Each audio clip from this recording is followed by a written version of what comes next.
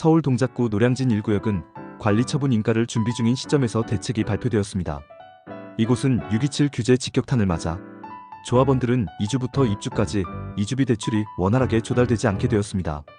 노량진 1구역은 이주비 대출 6억 한도 제한 등으로 인해 재개발 조합원과 투자자 모두 그대로 딱 멈췄습니다.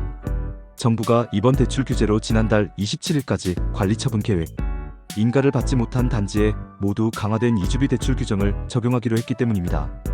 노량진 1구역은 사업시행 인가를 받아 감정평가 이후 평형별 분양 신청을 마치고 25년도 하반기에 관리처분 인가를 받고자 부단히 노력하고 있던 상황이었습니다. 시공사는 포스코의 OTL으로 정해져 무난히 정비사업의 속도를 높이고 있었습니다.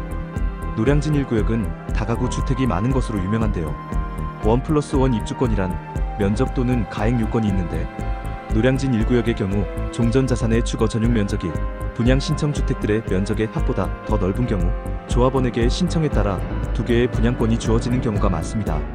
정비업계에 따르면 노량진 1구역의 경우 분양 신청을 한 조합원 961명 가운데 54.8%가 1+1 분양을 신청한 것으로 파악되었습니다. 이와 같은 현상은 한남 뉴타운 등 서울의 주요 정비사업지 전반에서 유사하게 벌어지고 있습니다. 특히 관리처분 계획 인가가 나면 1+1 분양을 받은 조합원들은 전부 다주택자로 분류되어 이번 6.27 대책에 따르면 기본 이주비 대출 자체가 나오지 않습니다. 문제는 노량진 1구역은 1+1으로 2채 신청한 사람이 전체 조합원의 절반이 넘는 곳입니다. 1+1 입주권을 신청한 조합원은 실질적으로는 1주택 소유자임에도 불구하고 대출 심사 시 다주택자로 분류되어 기본 이주비 대출을 받지 못하는 심각한 문제가 발생하고 있습니다. 이는 재개발 완료 시 입주할 수 있는 권리인 입주권을 주택으로 간주하는 현행 대출 규제 시스템의 모순으로 지적되고 있습니다. 이처럼 6.27 부동산 대책으로 재건축 재개발 이주비 대출 한도가 6억 원으로 묶이면서 서울 정비 사업장의 대혼란이 가시화되고 있는 가운데 특히 노량진 1구역은 고령 조합원이 많은데 이주비가 없으면 공사기간에 거주할 집을 구하는 데 차질이 생길 뿐 아니라 기존 임차인도 내보낼 수가 없다고 토로하고 있습니다. 집주인이 집을 매도한 후 전세로 거주하는 이른바 주인 전세를 활용했다면 셈법은 더욱 복잡해집니다. 노량진 1구역은 40년 이상 같은 자리를 지켜온 원주민이자 주인 전세를 사는 전세자들이 많습니다. 노량진 1구역 한 부동산 중개업소 관계자는 대체로 매매가가 20억 원 이상으로 높은 편이다 보니 매도자가 임차인으로 전환해 이주시까지 전세로 거주하고 이주비 대출이 나오면 전세금을 돌려받는 식의 거래가 많이 이루어졌다고 합니다. 돌려줘야 할 돈이 10억은 될 텐데 제때 주지 못하면 법적 분쟁이 우려되는 상황입니다. 이주시의 세매수인이 이주비 대출을 받아 전환된 전세금을 반환할 계획이었는데 이번 규제로 힘들게 된 것입니다. 입주권 거래는 6.27 대출 규제를 기점으로 뚝 끊긴 상황입니다. 불과 얼마 전까지 평일 낮에도 매수문의 전화가 이어지던 노량진 1구역 일대 부동산들은 내내 한산한 분위기였습니다. 이주비 대출은 재건축 또는 재개발 구역 내 주택을 소유하고 정비사업에 동의한 조합원에게 제공되는 특수목적 대출입니다.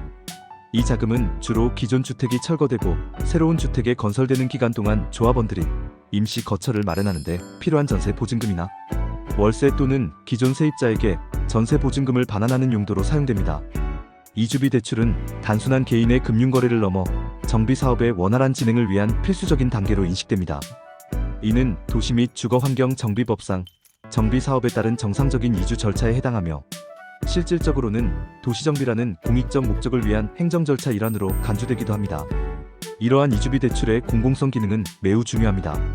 이주비가 적시에 충분히 공급되지 않으면 조합원들의 이주가 지연되고 이는 곧 사업부지 확보 지원으로 이어져 전체 정비사업의 착공 및 진행에 막대한 차질을 초래합니다. 결국 이주비 대출은 개인의 주거 안정을 지원하는 동시에 도시재생이라는 공익적 목적을 달성하기 위한 핵심적인 제도적 지원이자 사업의 필수적인 운영자금으로 기능합니다. 이는 이주비 대출이 은행 관점에서는 가계대출로 분류될 수 있지만 그 본질적인 경제적 기능과 공공적 목적을 고려할 때 사업비 대출로서 성격이 강하다는 점을 고려해야 하는 이유입니다. 이러한 대출의 이중적 성격은 현재의 정책적 논란의 중심에 있습니다. 기본 이주비 대출 제한에 따라 가계자금이 아닌 사업비 대출로 인정되는 추가 이주비 대출을 위한 시공사들의 금융조달 능력에 따른 수주전이 야기되고 있습니다. 현재 개포우성 7차에서는 추가 이주비 대출을 보다 더 많은 조합원에게 제시하는 등 수주전이 격결해지고 있습니다. 감사합니다.